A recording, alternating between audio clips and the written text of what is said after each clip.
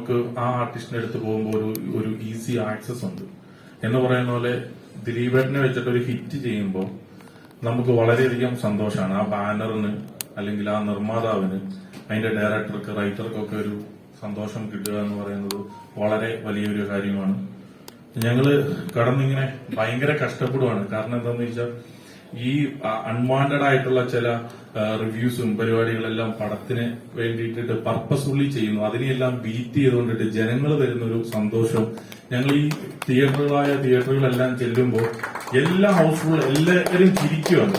പുറത്തു വരുന്ന ഒരു റിവ്യൂസ് അല്ലെങ്കിൽ ചിലര് പർപ്പസ്ഫുൾ ആയിട്ട് ചെയ്യുന്നു. ഞാൻ എത്രയോ സിനിമകൾ ചെയ്തേക്കുന്നു, എത്രയോ ഹിറ്റുകൾ കണ്ടേക്കുന്നു, എത്രയോ ഫ്ലോപ്പുകൾ കണ്ടേക്കുന്നു. അപ്പം ഫ്ലോപ്പും ഹിറ്റും എന്നൊക്കെ പറയുന്നത് ഒരു സിനിമ ജീവിതത്തിൽ അല്ലെ ഒരു സിനിമയെ സംബന്ധിച്ച് അത് അതിന്റെ ഘടകമാണ്, അത് അതിന്റെ ഒരു ഭാഗമാണ്. ഇപ്പൊ എല്ലാ ആർട്ടിസ്റ്റുകളും എത്രയോ സിനിമകളും അഭിനയിക്കുന്നു.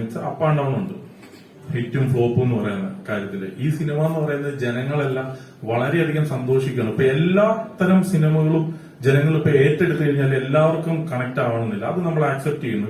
ഏത് സിനിമയാണെങ്കിലും 100 കോടി ജനങ്ങളാണ് ഉള്ളതെങ്കിൽ 100 കോടി ജനങ്ങളെ സാറ്റിസ്ഫൈ ചെയ്യാൻ വേണ്ടിയിട്ടുള്ള ഒരു എന്താ പറയുക, ഒരു സിനിമ ആർക്കും ഉണ്ടാക്കാൻ പറ്റില്ല. ഒരു ഇലക്ഷൻ നടന്നു കഴിഞ്ഞു കഴിഞ്ഞാലും, അതായത് ഒരു വോട്ടിന് ജയിച്ചാലും 10 വോട്ടിന് ജയിച്ചു കഴിഞ്ഞാലും ജയം തന്നെയാണ്. അത് ഇലക്ഷന്റെ കേസിലായിക്കോട്ടെ. അപ്പൊ ഞങ്ങളെ സംബന്ധിച്ച് സിനിമ ജയിക്കുക എന്നുള്ളത് മാത്രമാണ്.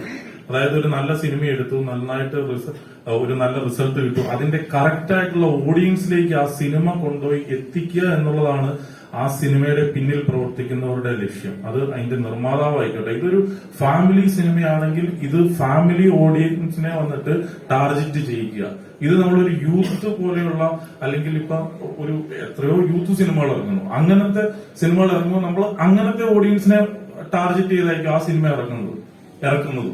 അപ്പം ഈ സിനിമ പ്രിൻസ് ആൻഡ് ഫാമിലി എന്ന് പറയുന്നത് ഇതൊരു കുടുംബ സിനിമയാണ്. കുടുംബത്തിലുള്ള ഒരു 3 അംഗ പിള്ളേരുള്ള ഒരു ഫാമിലിയുള്ള ഒരു അപ്പനമ്മ, അങ്ങനെ ഒരു ചെറു കുടുംബത്തിലുള്ള അവരുടെ കഥ പറയുന്ന സിനിമയാണ്. അപ്പം ഒരു നല്ലതായിട്ട് കുടുംബത്തെ സ്നേഹിക്കുകയും ചെറിയ കഷ്ടപ്പാടുകളും ചെറിയ സഹനങ്ങളും അങ്ങോട്ടും ഇങ്ങോട്ടും ചെറിയ ഭാരവും ഒക്കെ ഉള്ള ഫാമിലികളെ സംബന്ധിച്ച് ഈ സിനിമ ഭയങ്കരമായിട്ട് കണക്ട് ആവും. അല്ലാത്തവരെ സംബന്ധിച്ച്, ഇതൊന്നും ഇല്ലാത്തവർക്ക് ഇത് എത്രത്തോളം കണക്ട് ആവുമെന്ന് എനിക്കും അറിയത്തില്ല. ഇത് ഉള്ളവരെ സംബന്ധിച്ച് ഇത് ഭയങ്കരമായിട്ട് കണക്ട് ആവുന്നു.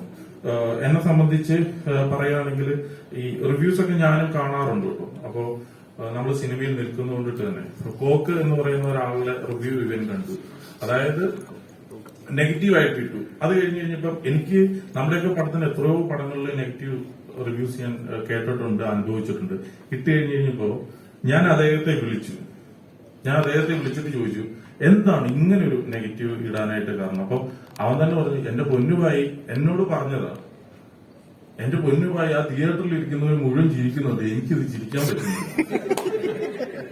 എന്നോട് പറഞ്ഞു. ഞാൻ പറഞ്ഞു അതിപ്പോ എന്താണ് പ്രശ്നം? അപ്പൊ ഞാൻ ഈ പുള്ളിയുടെ ഇന്റർവ്യൂകൾ കുറച്ചു പ്രാവശ്യം കണ്ടു. ഇത് എന്തിനാ ഡീറ്റെയിൽ ആയിട്ട് പറയുന്നതെന്ന് പറഞ്ഞു കഴിഞ്ഞാല്, ഈ പുള്ളിയുടെ ഇന്റർവ്യൂവിൽ പുള്ളി പറയുന്നുണ്ട്, ഞാൻ അവിടെ നാട്ടിൽ പാതിരാത്രിക്ക് ചെല്ലാറുള്ളൂ, ഞാൻ അവിടെ നാട്ടുകാരായിട്ട് യാതൊരു ബന്ധവുമില്ല, എനിക്ക് അവിടെ ഉള്ള നാട്ടുകാരായിട്ട് യാതൊരു പരിചയമൊന്നുമില്ല. അപ്പൊ അതുകൊണ്ടിട്ട് അങ്ങനെയുള്ളൊരു സൊസൈറ്റിക്കുള്ളിൽ ജീവിക്കുന്ന പുള്ളിയുടെ ഒരു വേറിട്ടൊരു ലൈഫുണ്ട്. അപ്പോ അങ്ങനെയുള്ള ഒരാൾക്ക് ഇത് എത്രത്തോളം കണക്ട് ആവണം എന്നില്ല. പക്ഷെ പുള്ളി ഇപ്പൊ ഈ ഒരു റിവ്യൂ ചെയ്ത് കഴിഞ്ഞപ്പോ ഞാൻ ഇത് സംസാരിച്ച് ചോദിച്ചു കഴിഞ്ഞപ്പോ പുള്ളി പറഞ്ഞു, ഞാനിപ്പോ അങ്ങനെ പറഞ്ഞാലെന്താ, ഇപ്പൊ നിങ്ങൾക്ക് സന്തോഷമായില്ലേ? ഇപ്പൊ ഏതായാലും ഞാൻ പറയുന്നത് തന്നെയല്ലല്ലോ ശരി. ഇപ്പൊ ജനങ്ങളെല്ലാരും എന്നെ ഇപ്പൊ തിരിച്ചു തെറി പറയുന്നുണ്ടല്ലോ. അപ്പൊ അത് തന്നെ എന്താന്ന് വെച്ചാൽ എന്റെ റിവ്യൂ ചിലപ്പോ കണക്ട് ആവും, ചിലപ്പോ അപ്പൊ പുള്ളി തന്നെ പറയാണ് എന്റെ തന്നെ റിവ്യൂ ചിലപ്പോ കണക്ട് ആവും, കണക്ട് ആവാതെ ഇരിക്കും എന്നുള്ളത്.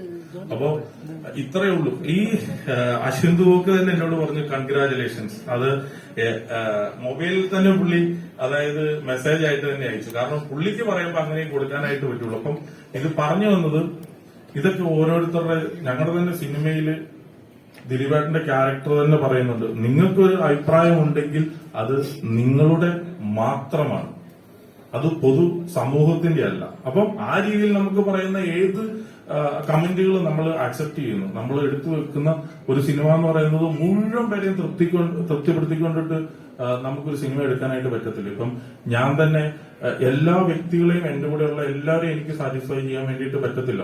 എത്ര നല്ല കാര്യങ്ങൾ ചെയ്തു കഴിഞ്ഞാൽ കുറച്ച് പേർക്ക് കുറച്ച് കംപ്ലൈന്റ്സ് ഒക്കെ ഉണ്ടാവും. അത് നമ്മൾ സമൂഹമായതുകൊണ്ടിട്ട് അങ്ങനെ ചെയ്യാനായിട്ട്, അങ്ങനെ പോകാനായിട്ട് ഇവൻ പറ്റുള്ളൂ. ഈ സിനിമ തിയേറ്ററുകാരുടെ തുറന്നു പറച്ചില് ഞങ്ങൾക്ക് ദിലീപിനെ തിരിച്ചു കൊണ്ടുവന്നു. അപ്പൊ തിരിച്ചു കൊണ്ടുവന്നു പറഞ്ഞാൽ പുള്ളി എങ്ങോട്ട് ഓടി പോയത് കൊണ്ടിട്ടല്ല, ഒരിപ്പം മമ്മൂക്കയ്ക്ക് ന്യൂഡൽഹി കിട്ടിയതുപോലെ, രജനീകാന്തിന്റെ ജയിലർ കിട്ടിയതുപോലെ, അല്ലെങ്കിൽ ഏത് സിനിമയും ഓരോരുത്തർക്കും ഓരോ സിനിമകളുണ്ട്. അപ്പൊ ഒരു കണ്ടിന്യൂസ് ഫ്ലോപ്പ് ഇവൻ കൊടുക്കുന്ന ഒരു 4-5 സിനിമകൾ അടുപ്പിച്ച് ഫ്ലോപ്പ് കൊടുക്കുന്ന ഹീറോസ് നമ്മുടെ എല്ലാ ഇൻഡസ്ട്രിയിലും ഉണ്ട്. ഏത് ഇൻഡസ്ട്രിയിലും നിനക്ക് വരുന്നുണ്ട്. അപ്പൊ അങ്ങനെയൊക്കെ ഉണ്ട്. അപ്പൊ ആ ഇടയിലേക്ക് ഞങ്ങളുടെ എല്ലാം ഒരു വലിയ പ്രയത്നം ഈ സിനിമയുടെ പിന്നിലുണ്ട്.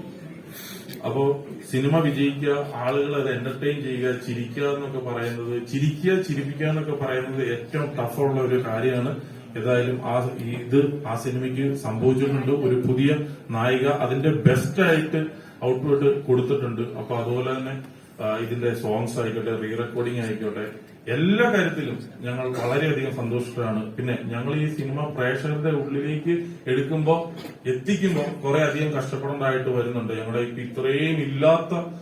ഇത്രയും സിനിമകൾ ചെയ്തിട്ട് എടുക്കേണ്ടാത്ത കഷ്ടപ്പാട് ഈ സിനിമയ്ക്ക് എടുക്കേണ്ടതായിട്ട് വന്നു എന്നുള്ളത് ഒഴിച്ചാൽ ബാക്കി ഈ സിനിമ ഞങ്ങൾക്ക് അത്രയും മനോഹരമായിട്ടാണ് ഇതിന്റെ റിസൾട്ട് തരുന്നത്.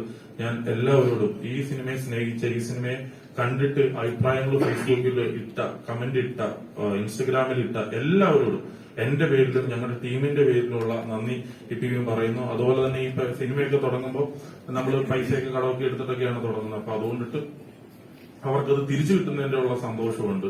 സോ എല്ലാവരുടെയും പേരിൽ ഒരിക്കൽ കൂടി നന്ദി അറിയിക്കുകയാണ്. Thank you so much.